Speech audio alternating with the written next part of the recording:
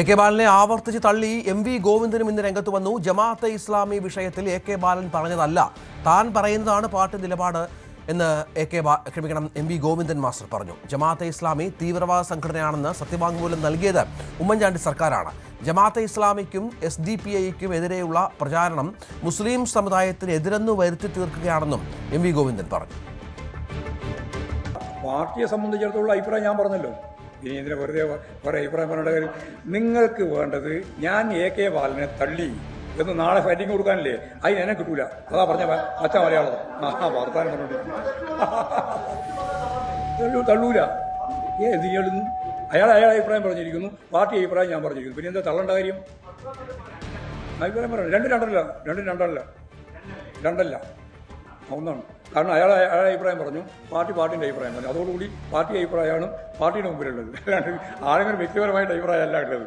അതിൽ ഞങ്ങളെല്ലാ കാലത്തും ഇത് പറഞ്ഞുകൊണ്ടിരിക്കുന്നുണ്ട്. ബാലൻ്റെ പ്രസ്താവന വന്നതുകൊണ്ടോ പ്രസ്താവന വരാതെ കൊണ്ടൊന്നുമല്ല, വന്നോ ഇല്ലയോ എന്നുള്ളതൊന്നുമല്ല ഞങ്ങളെ സംബന്ധിച്ചുള്ള നിലപാട്. ഞങ്ങളുടെ നിലപാടാണ് പാർട്ടി നിലപാട്.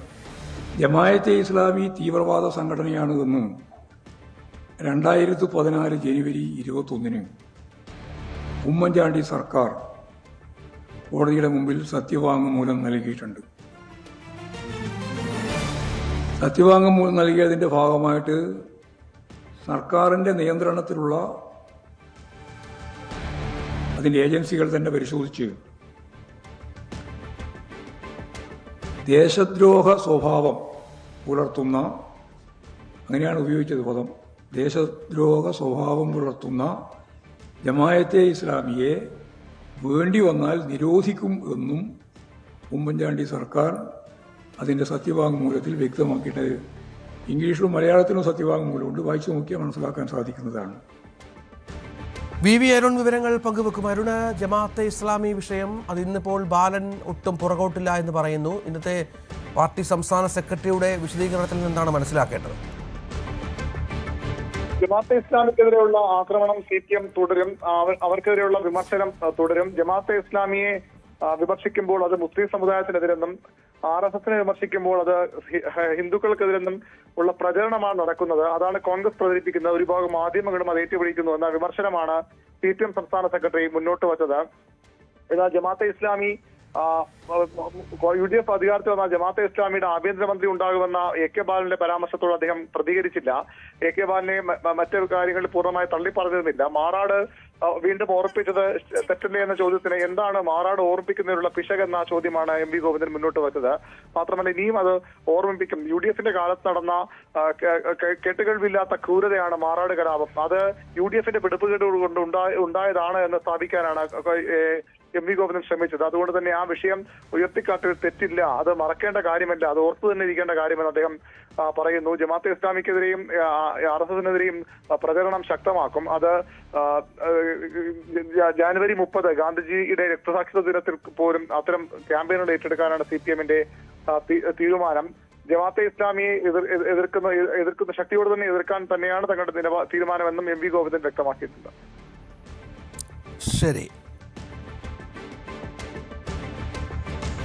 തിരുവനന്തപുരം നഗരത്തിലെ സമരങ്ങൾക്ക് ഡൽഹി മാതൃകയിൽ പ്രത്യേക കേന്ദ്രം വേണമെന്ന് ഗവർണർ രാജേന്ദ്ര വിശ്വനാഥ് ആർലേക്കർ.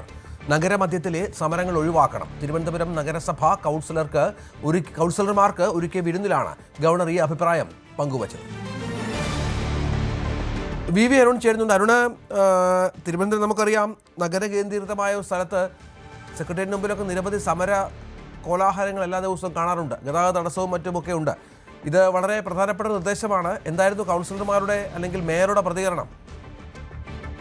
ഗവർണർ സംസാരിക്കുന്നതിന് മുമ്പ് തന്നെ പ്രധാനപ്പെട്ട പാർട്ടികളിലെ നേതാക്കൾക്ക് സംസാരിക്കാൻ അവസരമൊരുക്കി. ആദ്യം മേയറും പിന്നീട് CPMന്റെ കക്ഷി നേതാവ് SP ദീപക്കും കോൺഗ്രസിൽ നിന്ന് ശബരിനാഥനും ഒക്കെ സംസാരിച്ചു. അതിനുശേഷം ഗവർണർ പല നിർദ്ദേശങ്ങൾ അവർ മുന്നോട്ട് വച്ചിരുന്നു. പക്ഷേ അതിന്റെ ഒരു കൺക്ലൂഷനിൽ ഗവർണർ സംസാരിക്കുമ്പോഴാണ് നഗര മധ്യത്തിലെ സമരങ്ങൾ ഒഴിവാക്കിക്കൂടെ എന്ന ഒരു നിർദ്ദേശം അദ്ദേഹം മുന്നോട്ട് വച്ചത്. ഡൽഹിയിൽ സമരങ്ങൾക്ക് ഒരു പ്രത്യേക കേന്ദ്രമുണ്ട്, ആ മാതൃകയിൽ തലസ്ഥാനത്തും സമരങ്ങൾക്ക് ഒരു പ്രത്യേക കേന്ദ്രം പോലെ ഉണ്ടായിക്കൂടെ എന്ന ചോദ്യമാണ് ഗവർണർ ഒരു തീരുമാനമായോ അല്ലെങ്കിൽ കർശനമായി നടപ്പാക്കണമെന്ന ആവശ്യമോ അല്ല ഗവർണർ മുന്നോട്ട് വച്ചത്. പക്ഷെ അത്ര നിർദ്ദേശമാണ് അദ്ദേഹം മുന്നോട്ട് വച്ചത്. അദ്ദേഹം അതിന് ഒരു തെളിവ് കാരണമായി പറഞ്ഞത്, ഒരു തവണ രാജ്ഭവനിലേക്ക് ഒരു അതിഥി വന്നു, പക്ഷേ വലിയ സമരങ്ങൾ കാരണം അതിഥിക്ക് സമയത്ത് അവിടെ എത്തിച്ചേരാൻ കഴിഞ്ഞില്ല. പിൻവാതിലൂടെ കയറി വരേണ്ട സാഹചര്യം ഉണ്ടായി.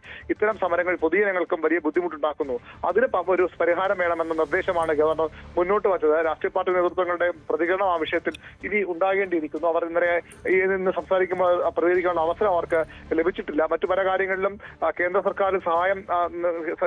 സർക്കാരിൽ നിന്ന് സഹായം നേടിയെടുക്കാൻ ഉൾപ്പെടെയുള്ള കാര്യങ്ങളിൽ ഗവർണറുടെ പിന്തുണ CPM-നോട് സംസാരിച്ച SP ദീപക് അഭ്യർത്ഥിച്ചു. മറ്റു നേതാക്കളും അത്തരം ആവശ്യങ്ങൾ മുന്നോട്ട് വച്ചിട്ടുണ്ട്. പക്ഷേ ഏറ്റവും പ്രധാനപ്പെട്ട നിർദ്ദേശം ഗവർണറുടെ ഭാഗത്തുണ്ടായത് സമരങ്ങളുമായി ബന്ധപ്പെട്ടാണ്. കേന്ദ്ര സഹായങ്ങൾക്കപ്പുറത്തേക്ക് കാര്യമായ പ്രോജക്റ്റുകളുമായി മുന്നോട്ട് വന്നാൽ അതിന് CSR ഫണ്ട് ലഭ്യമാക്കുന്നതിനുൾപ്പെടെ താൻ സഹായിക്കാമെന്നൊരു വാഗ്ദാനവും കൗൺസിലർമാർക്ക് ഗവർണർ നൽകി. ഒപ്പം ഒരു നിർദ്ദേശം നൽകിയത് എല്ലാ വർഷവും കൗൺസിലർമാർ അവരുടെ പ്രോഗ്രസ് റിപ്പോർട്ട് പുറത്തിറക്കണം. അങ്ങനെ പ്രോഗ്രസ് റിപ്പോർട്ട് പുറത്തിറക്കുകയും അതിന്റെ അടിസ്ഥാനത്തിൽ മുന്നോട്ട് പോവുകയും ചെയ്താൽ നിങ്ങളെ തന്നെ വീണ്ടും ജനങ്ങൾ തെരഞ്ഞെടുത്ത് അയക്കും എന്ന ഒരു ഉപദേശം കൂടി ഗവർണർ നൽകിയിട്ടുണ്ട്. കൗൺസിലർമാർക്കുള്ള വിരുന്നിലാണ് ഗവർണർ ഇത്തരം നിർദ്ദേശങ്ങൾ മുന്നോട്ട് വച്ചത്. ലോക് ഭവനിലായിരുന്നു ചടങ്ങുകൾ പുരോഗമിക്കുന്നത്. മാറാട് പറയുന്നതിൽ എന്താണ് ഇത്ര പ്രയാസമെന്ന് CPM സംസ്ഥാന സെക്രട്ടറി MV ഗോവിന്ദൻ. അത് UDF കാലത്തുണ്ടായതല്ലേ എന്നും അത് പറയുമ്പോൾ എന്താണ് വിഷയമെന്നും MV ഗോവിന്ദൻ ചോദിച്ചു. നിങ്ങൾക്ക് ആഗ്രഹം മറക്കാൻ വേണ്ടിയിട്ടാണ്, ഞങ്ങൾക്ക് മറക്കണ്ടെന്ന് തന്നെ ഞങ്ങൾ ആഗ്രഹം. UDF-ന്റെ കാലത്ത് അരങ്ങേറിയിട്ടുള്ള ചരിത്രത്തിലില്ലാത്ത രീതിയിലുള്ള കടന്നാക്രമണമാണ്. അതെന്തിനാ മറക്കുന്നത്? മറക്കാതെ നല്ല ഓർമ്മ വെച്ച് കാര്യങ്ങൾ മനസ്സിലേക്ക് പോയിക്കോട്ടെ. ഇവിടെ ചരിത്രത്തിലില്ലാത്ത രീതിയിലുള്ള മതപരവും ജാതീയവുമായ വിഭജനം നടന്നുകൊണ്ടിരിക്കുകയാണ് കേരളത്തിൽ. അതുകൊണ്ടാണ് ഞാൻ പറഞ്ഞത്, മഹാത്മാഗാന്ധിയെ കൊന്ന ഗോഡ്സേക്ക് അംഗീകാരം കിട്ടിക്കൊണ്ടിരിക്കുന്ന ഒരു നാടായിട്ട് നമ്മുടെ നാട് മാറുകയാണ്. ആ നാട് മാറുന്നതിനെയാണ് ഫലപ്രദമായി പ്രതിരോധിക്കേണ്ടത്. അതുകൊണ്ട് കൂടുതൽ വാർത്തകൾക്ക് News 18 Keralam YouTube channel subscribe ചെയ്യുക.